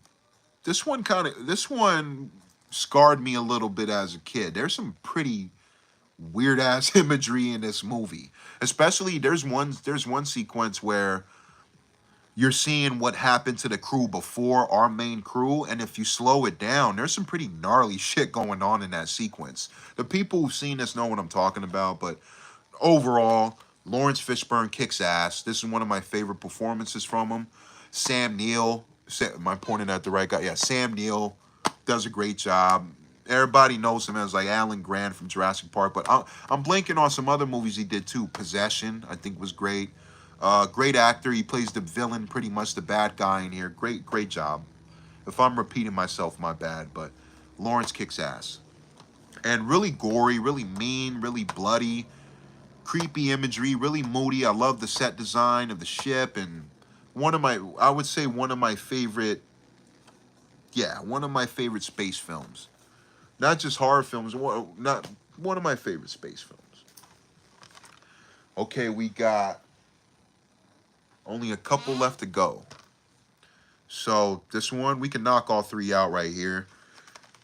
This one came in a special collection edition, but House of Wax, not House on Haunted Hill, Return to the House on Haunted Hill, which I don't love. I think this movie kind of sucks. And Ghost Ship, which I enjoy. So I enjoy these two. House of Wax, I remember liking more as a kid, but I still do like how the residents look like when we start seeing the town and how empty it is. We're seeing the people, we think they're real, but they're actually wax figures and shit. That was always creepy that fucked me up. I was like, ugh, that was pretty gnarly as a kid. Just the feel of that. I thought that was very well done. And that's probably my favorite thing about House of Wax is just the overall design. The overall, how the town looks and shit. Of course, Paris Hilton gets a pretty brutal death. She gets a pole right through the fucking head. So if you're not a Paris Hilton fan, yeah, it's pretty brutal though. It's pretty pretty gnarly. I don't remember loving Return to the House on Haunted Hill. I love House on Haunted Hill. I love the remake with Taye Diggs and Jeffrey Rush. Love that film. I reviewed that one too. Ghost Ship I do like. Same deal with House of Wax. I remember loving Ghost Ship more as a kid, but I still have some things I like about it. Kills are mean. I think my biggest problem with Ghost Ship is that the best kill in the whole movie is the intro. The best moment in this whole movie is literally the opening sequence where everybody gets sliced in half by that one wire. is in the very beginning. So I'm like, damn, I like the ship. I like the scenes, like the maggots and the food and the maggots coming out of the dude's mouth. Nasty shit. Best scene is in the intro. That's how I always felt with Ghost Ship. And I still do like this film. But that was always my biggest nitpick. It's like, yo, the intro is the illest scene. Okay, I will do these two films at the same time. It, gotta say, my opinion, didn't love the remake. Didn't love it. I do like the child actors. I thought they did a great job. Some of them were pretty funny. I think Eddie was pretty funny. Actually, I liked Eddie a lot. Eddie might have been my favorite character out of the bunch in the remake. But I didn't love Bill Skarsgård as Pennywise. I didn't love the performance. And what's strange is that I saw him in Barbarian recently. I thought he did a pretty good performance there. So I recognize the guy's a pretty good actor. Don't get me wrong. It's just him as Pennywise wasn't feeling too much, you know. And if we're going to compare and contrast, Tim Curry's fucking amazing as Pennywise. Like, it's an incredible performance. It's extremely goofy when you rewatch it now. But I'm team original It over the new one. And I'm usually, like, I just said I love Dawn of the Dead remake and the original Dawn of the Dead. So it's not like I don't love the original just because this is a remake. No, it's because I kind of feel this one a little bit more than this one. In my, you know, just my perspective, my POV. And I think Tim Curry just bodies it. One of my favorite Tim Curry performances. Right, you know. Didn't love the remake. Some things I do like. Child actors were great. Characters were great. The characters were great, but didn't love the clown. Didn't love the kills. There's only like 3 or 4 kills. Not really a kill movie, but yeah. And I didn't love It Chapter 2, the remake, the one that came after the remake. I did not love. I was like, in my opinion, I was like, this shit should not be 2 hours and 40 minutes long. I was like, yo, this shit should have been an hour and 40, an hour and 48 or something. And who the fuck am I, you know? I would put this more in the action thriller kind of category, but I can see some people call this a horror. Deep Blue Sea. Deep Blue Sea. First time, if not the first time, one of the very first times again that I saw a black actor live, especially a rapper. Like, I saw Deep Blue Sea before Anaconda, so it shocked me a bit more. I was like, damn, like LL lived in this fucking movie. Sam Jack isn't too lucky in this one, but yeah. Deep Blue Sea's fun. Sharks look pretty good. There is some CGI problems, like here and there, but kills are pretty brutal too. I rewatched this one recently, and I was like, damn, they fuck up Sam Jackson in this one. I didn't remember they fucked him up that bad in this one. I was like, damn, they tore him up in this one. Damn, fuck. But yeah. Oh, and little fun trivia for anybody that cares for Deep Blue Sea. LL Cool J was supposed to die in Deep Blue Sea. He actually filmed his death scene at the end of his film. It was gonna be Thomas Jane and the lady scientist who's responsible for making the sharks crazier and releasing them. She released the sharks, so it's her fucking fault. Thomas Jane and her were supposed to live in the original cut. The test audiences hated this so much. They were like, yo, she fucking lived. You kill LL Cool J, the best character in the test audience's words. You kill LL Cool J, the best character in the movie in Deep Blue Sea, for the fucking lady scientist that's the problem, but that's the reason behind the sharks getting released, like the idiot behind it all. To make them smarter, her words or something like that. So I'm happy the test audiences were smart. They were like, yo, this sucks. We don't like, they kind of booed at the end when they saw LL kind of die. So they were like, nah, like, it was so received like that they reshot LL Cool J to live in Deep Blue Sea. So I'm really grateful for that, because if they had killed him and had her live with Thomas Jane, I would have gave the movie like a 6 out of 10. Because I give it like an 8. I give Deep Blue Sea a solid 8 out of 10. I think it's fun.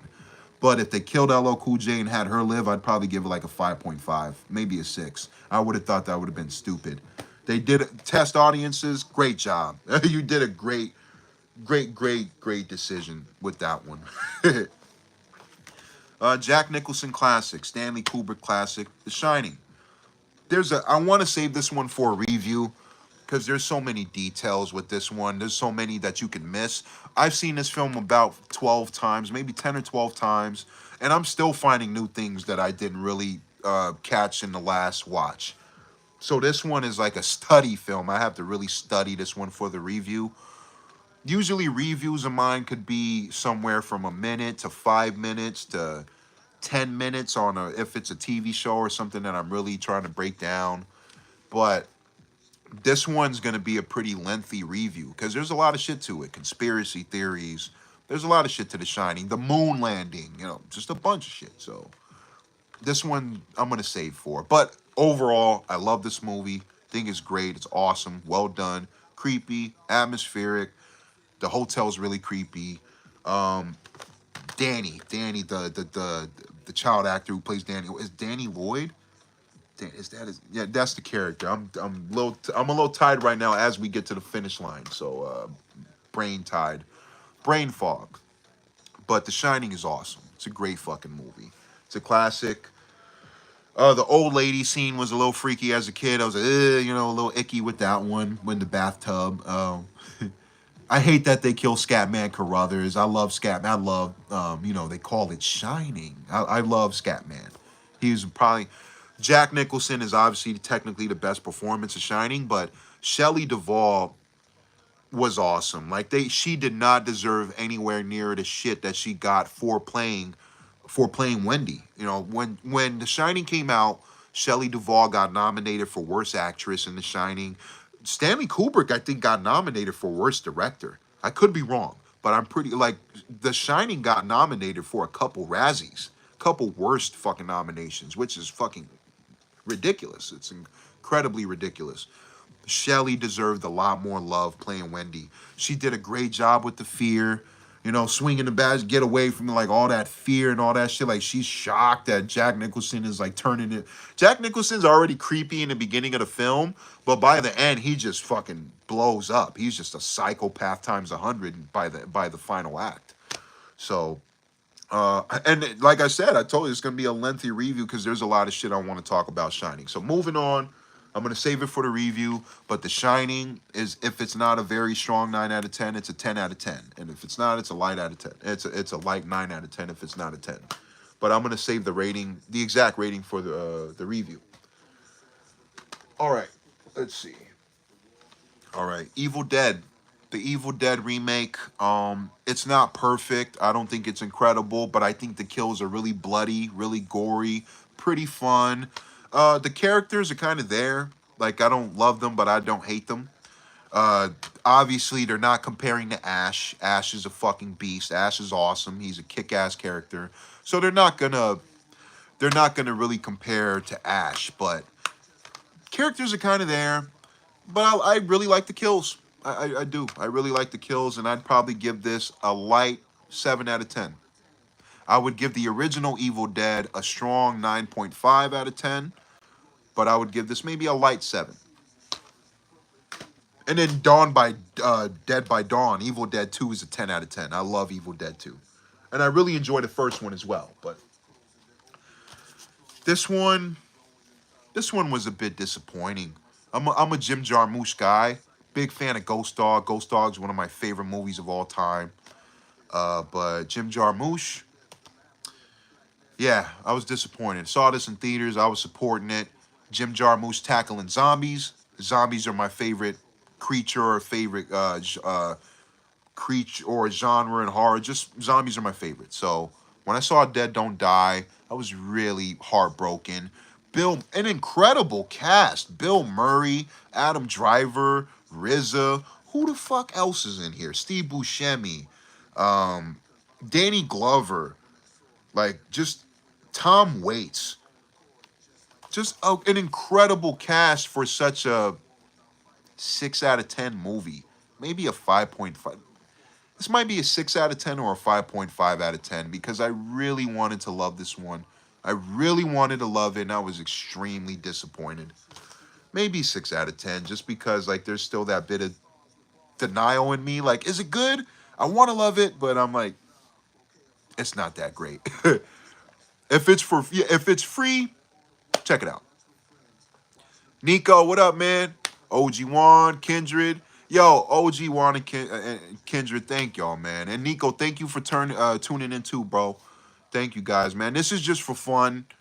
I know I've been blabbering for a movie length. This is like an hour and 30 minutes, and I didn't even mean to. So this is just fun. I appreciate it, guys. Yeah, he's one. Yeah, he's one of us. I'm a nerd, yo. I'm a fucking nerd. Yeah, I think the Evil Dead remake is all right. It's not incredible, but I think it's okay. Ghost Dog is fucking awesome. I love Ghost Dog. Ghost Dog's an 11 out of 10. Ghost Dog is fucking awesome. The soundtrack is awesome. Forrest Whitaker's awesome.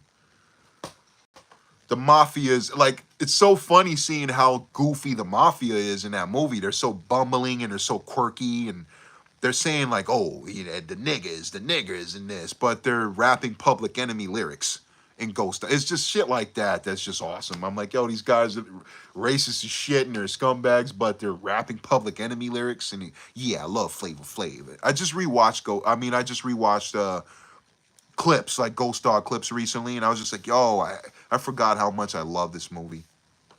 Ghost Dog's fucking awesome. Hannibal. So this is the 2001. Moving on. 2001 Hannibal. I think people either hate or love this one. They're right down the middle. I like this one. I do. I think Gary Oldman plays a pretty creepy scumbag as the Mason Verger guy in a wheelchair. One of my favorite performances from him. Anthony in Silence of the Lambs is phenomenal.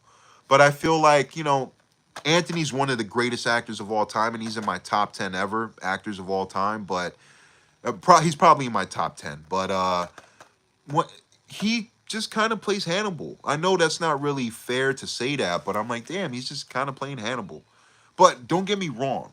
It's very well done. It's in the eyes, the creepy smile, the shit-eating grin, kind of like, I'm smarter than you. I'm smarter than you. You know, that kind of thing. And but I like and the brain scene with Ray Liotta. I mean, that's kind of goofy when you look at it now, but it is freaky. Like, oh, it's really disturbing. It's fucked up. And the kills in here are brutal too, with the pigs and the hogs eating the fucking people. Really brutal. Really brutal. I like that one. I'd probably give it a 7.5 out of 10. I might give it an 8. But that one would be a good rewatch. I can remember a good amount of the chunk of the movie in my brain, but Hannibal 2001 would be a good rewatch for sure. But I remember liking it a lot. Some people hate it. Some people do not like that movie. They're like, yo, that's just trash. And I'm like, I like it. Okay, last but not least, we are at the end, yo, for real, for real. So I saved the last from my favorite filmmaker of all time. I am missing 2 of his movies. I have them here somewhere. I have Day of the Dead here somewhere. Day of the Dead is my favorite movie of all time. I'll explain it a little bit more when I do the review for it, but long story short, Day of the Dead is literally my favorite movie of all fucking time. I'm missing it here somewhere, and I'm missing Dawn of the Dead here somewhere too.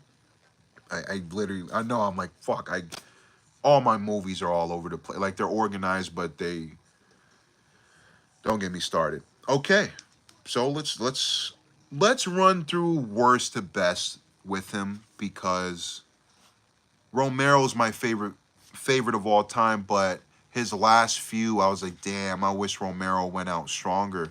I wish his last films were stronger. Survival of the Dead. This was disappointing. This was his very last movie. I was always a big Romero guy ever since I was 12 years old. So when I saw this, a little bit later, I was about 17 or 16 when I saw this, and I was heartbroken, man. I was like, fuck, this is bottom of the barrel shit here. I can still enjoy 1 or 2 kills because the zombies still look pretty good, and there's 1 or 2 good gory moments, but it's not really, the characters are kind of there. don't really root for anybody. I do like the Irish guy. There's an Irish old guy. There's a one team fighting and there's another team fighting. And the lead Irish guy was the best character. So he was entertaining, but out of all these people in the film, it's a pretty decent sized cast. Good amount of people in it. And I'm just like, not his best. Probably a 5 out of 10. Maybe this might be a 5.5 or a 6. And I'm being nice because Romero's my GOAT, but nah. Diary of the Dead. There's some things I like about it. There is. And it's like, am I telling myself that? But no, there is. I like some of the way, the camera and the POV shots are a little bit annoying at times, especially because we're used to Romero being Romero. Like, we're used to him, steady cam, just incredible shots, some gorgeous shots. We're used to just dope camera work from Romero. But when it came to Diary of the Dead, it just didn't really feel like a Romero film to me at times. You know, in my opinion, maybe one or two cool things, but disappointing. I'm like, I'm trying to love it more than I want to. That, Diary of the Dead, maybe a 6 out of 10. Maybe a 5.5, but I don't know. I'm going to save the reviews for that too, you know. I want to go more in depth because those are heartbreaking. Those are really heartbreaking. Imagine your favorite director. Imagine Scorsese. God forbid, I don't want to jinx anything, but imagine Scorsese goes out, and his last 2 movies are like his worst ones. I'd be like, no, you know, such an incredible track record, and you're like, no. But that's me with Romero, and he's still my GOAT. Romero's always going to be my GOAT. He's always going to be my greatest ever. So he didn't direct it, but the 1990 remake of Night of the Living Dead. This one's directed by Tom Savini, legendary makeup practical effect artist, and known for kind of starting off with Romero. He took the helm behind the camera, you know, and he directed this one. And I like this one. I enjoy it. Obviously, I enjoy the original way more, but this one isn't too far off. Because Tony Todd is awesome. I'm a big fan of him. Patricia Tallman kicks ass. She's a great Barbara. She's probably my favorite Barbara. Patricia Tallman is probably my favorite Barbara. In this version, my favorite Barbara. My favorite Ben, as much as I love Tony Todd, might still go to Dwayne Jones. And Tony Todd has a more kick-ass version of him. Ben has a more strong, laser, I wouldn't say laser focused, but just more focused kind of tone to him that felt more pioneerish. I'm like, yo, Dwayne Jones, like, he brings that pioneer kind of feeling. And the respect I have for Dwayne Jones playing Ben in Night of the Living Dead, the original. But Tony Todd is still awesome. He kicks ass. One of my favorite Tony performances, too. So I do got to say that. And I do like it a lot. Okay, what's next? The Crazies. The Crazies. I will admit, the first time I watched this, it went over my head a little bit. Dare I say, I like the remake too. I like the remake, the more updated version. Had a fun time with it, but this one was more, it was less action. This one is not an action film by any means. It's more of a kind of a bit of a slow burn at times. Creepy mood and atmosphere, but for the most part, I kind of wanted to love it a bit more at times. But this, honestly, I'm going to review this and give you a more stern, focused answer for this film. I don't have a rating for this right now, but I will. Okay, Creepshow 2. Creepshow 2, I love 1 way more, but 2 is fun. I love the Wooden Chief story where the Wooden Chief fucking thing comes to life and kills the assholes. He avenges the death of his homie. George Kennedy plays a really cool old guy, really nice guy, owner of the shop, and they fucking kill him and his wife. I'm like, damn, that's messed up. He was a great guy, really solid guy. So the Wooden Chief comes back to life, and he's like, I'm killing you motherfuckers for killing my boy, because my boy was ill. And he was. George Kennedy, if I'm right, if the actor's name was George Kennedy, yeah, George Kennedy, he was just a lovable, awesome, nice old guy. Like with some troubles, some financial troubles. So I felt bad for the guy. The Raft, I have fun with the Raft. It's really goofy with the fucking with the black mass in the water and shit. It's really goofy, but I have fun with that one. I'm trying to think if there's a story I don't like. Yeah, One in Chief, Raft. Hitchhiker's a little weird, but I like Hitchhikers. Like, thanks for the ride, lady. I do like it. It's goofy though, but thanks for the ride, lady. Yeah, I have fun with Creepshow too. But Creepshow 1, one of my favorite movies ever. This is in my top 20 or top 30 movies ever. Stephen King, George A. Romero, they connected. Stephen King wrote the script or the screenplay. Romero directed. I love every story.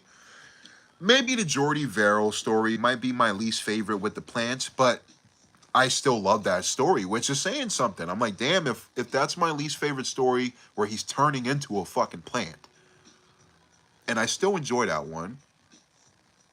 11 out of 10 movie. Long story short, because I want to save it, my love for this movie for the review. I can't praise this movie enough. Creepshow is fucking awesome. Okay, we're on our last two. It's been an hour plus, like a hour and 40 minutes worth of this shit. And we are on our last two. So, no, actually, we're on the last one. This is it. And I kind of already spoiled it, but fuck it, you know? Night of the Living Dead. The one that started it all. Romero, the godfather of flesh-eating zombies. Because White Zombie, we had the voodoo, kind of out of it zombies, but they weren't flesh-eating. So, Romero's the godfather. He's the one that started it. Flesh-eating zombies. Zombies are my favorite thing in the world, or my favorite creature as far as that, you know, subgenre, however the terminology of that is. Zombies are awesome. Romero started it all. Night of the Living Dead is a beautiful film. Really dark, really depressing at the end. Fucked up ending, but incredible that the black hero or the black lead lives all the way until the end just to be recognized as another zombie. It's such a heartbreaking ending, but it's done very well. And I respect Romero so much for giving this role to Dwayne Jones. Because he was like, yo, this role wasn't intended to really be a black actor. It was anybody. He was like, yo, I just need a great actor. He said Dwayne Jones got the role because he was the best actor. He was the best man for the role. And this was at a time where people were giving side eyes to casting black folk as leads, especially in a big horror film. And another thing I really respect with Romero is this film was made with a small budget. 100,000, I believe. Sounds like a lot, but compared to Hollywood literally putting up millions and hundreds of millions of dollars on one fucking movie, a blockbuster film, $100,000 is pennies in Hollywood filmmaking terms. So Romero's the man for groundbreaking work. And Romero, like I said, will always be my GOAT, my favorite director of all time. Day of the Dead is still my favorite movie ever, but Night of the Living Dead is still a 10 out of 10 for me, something I still really appreciate. I will admit, this is a slow burn. If you're expecting fast-paced action in this film, you're not going to get it. It's really dialogue-driven, really slow burning, but I have an awesome time with this still. This is a great study movie, too. I can put this on and just, I really want to make movies in the future, so I put this on from time to time, and I'm just like, yo, how was this done? How did they plan this? How was this budgeted? How did they get away with this? You know, the blood, it's black and white, so the blood is chocolate syrup or some shit like that, you know? So with chocolate syrup, it looks pretty damn real. It looks pretty creepy, so it's things like that. Like I said, and I'm going to review all these too. There's so much love I have for this and for Day and Dawn. I even enjoy Land, but Dawn, Day, Night, phenomenal trilogy. It's literally a 10 out of 10 trilogy. Land, I enjoy. People hate it, but I like Land a lot, actually. I like Land. Survival's not great. Diary's not great, so. But, just because he went out with my least favorite of his on his last on his last run, you know, on the last few that he made, doesn't dismiss the fucking groundbreaking, iconic work that he fucking did, you know. That's how I look at it. But that's it, y'all. Damn, we did it. We did it. And I'm sure a good amount of this was me literally talking about like one film each, you know. So, but yeah, I'm looking through them right now. I'm like, did I miss anything? Not that I see. There are a couple movies that I have buried around here somewhere, but yeah, let's talk, man. Let's talk. We got it done. We got it done. Now I'll probably hang out for another 5 minutes. Then I'll get to smoking and get to chilling and kickback mode again. So my bad, guys. I've literally been missing all your fucking comments, yo. I'm going all the way up. Okay, so yeah, Gary Oldman's one of the greats. Love him in Hannibal. Great job. Nico, my brother, thank you, bro. Thank you for tuning in, man. Danny Glover is dope. Danny Glover is dope. He's the man. We need more nerd rap. Yes, so I have a nerdy ass horror buff song on the debut that it's taken forever to come out, but it will come out. And I have a song that I'm pretty proud of on there. I'm just name dropping horror movies. And I have a project that I'm going to make in the future. It's going to be called Directed by Afro. That's a working title. I'm not married to the title. Directed by me. And I'm going to be rapping about movies. So there'll be a Black Austin Powers song. There'll be a Dawn of the Dead song. There'll be an Uncut Gem song. There'll be shit like that. There's going to be me rapping about each film. And that album is probably going to be about 15, maybe 14 songs. So it'll be pretty much a good chunk of my favorite movies. Tremors, I'm going to make a Tremor song. Shit like that. Yeah, Dawn, I already made a Dawn of the Dead song. It's not released, but yeah, that's definitely, like, I have a lot that I really want to do. Shining is a classic, absolutely. Let's see. Oh yeah, and I would have hated, OG1, I would have hated Deep Blue Sea if they killed off LL Cool J. It would have sucked. Be like, yo, you kill LL Cool J for the fucking lady who started it all and released the Sharks. I would have been pissed. Because I'm like, and you guys killed off Sam Jack already. Like, what the fuck? So I would have been, I would have been writing. And I was like 2 years old when Deep Blue Sea came out, 1999. I was only 2 years old. But growing up, like in school, in middle school, high school, Deep Blue Sea was a huge movie. It was even huge when I was growing up, so. Yeah, no doubt, no doubt. Yeah, Owen Wilson's awesome in Wedding Crashers. Wedding Crashers is awesome. I love that movie. That one's great. Yeah, 2001 Space Odyssey is trippy. I like that one a lot. Thank you, bro. Oh, I just saw your message, OG1. Yeah, please check out the reviews when you can, bro. Check them out, bro. Thank you, man. Yeah, I've done at least 110 plus videos in less than a year, and that's mainly just pumping out the content on the movie channel, because I could promote this channel a lot on the Afro channel, but I kind of want to separate them, and I want the movie nerds like me to really enjoy the movie nerd content that I could share with you guys. With the Afro stuff, it's a little more music related, of course, and the album stuff and the singles, but I can have fun talking about movie nerd shit on this one, and it's a lot of fun. Let's see. Yeah, I'm gonna read a couple more. I might get out. I might dip in a couple minutes, but just a little final roundup. Thank you, Nico. Thanks for listening, bro. Thanks for listening, bro. Excuse me. Let me change this. This ain't no R&B session. I thought I had the hip hop station going, or the playlist. Shoot, DJ quit. Nice. Okay. Yeah, me too. Like Scorsese, I'm not jinxing him, and I'm sure like Killers of the Flower Moon is gonna be awesome. And I hope Scorsese is able to make movies for the next 10 years. Even though he's getting older, I'm like, if they're great films and he's still killing it, fuck yeah, keep bringing them, Yeah, rest in peace, Romero, man. Thank you, bro. Thank y'all. Oh, the dogs. I have 5 dogs. No, they're inside. It's cold. It's cold in California right now. It's like 30, it's like 48, 45, 43, 39 degrees at night nowadays in Cali, in LA, which sounds crazy. It doesn't even sound real.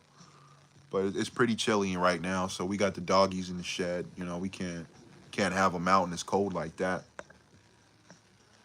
Thank y'all, man. Thank you. Working hard on the album. I'm going through a lot of we're getting the paperwork done. We're getting all that stuff done, and it's pretty you know. The paperwork sucks. Paperwork sucks, and just getting on the same page can suck sometimes. But overall, it is coming, and I'm really excited for this album to come out. So in the meantime, while we get all this paperwork done and we're just situated, make sure everything's good,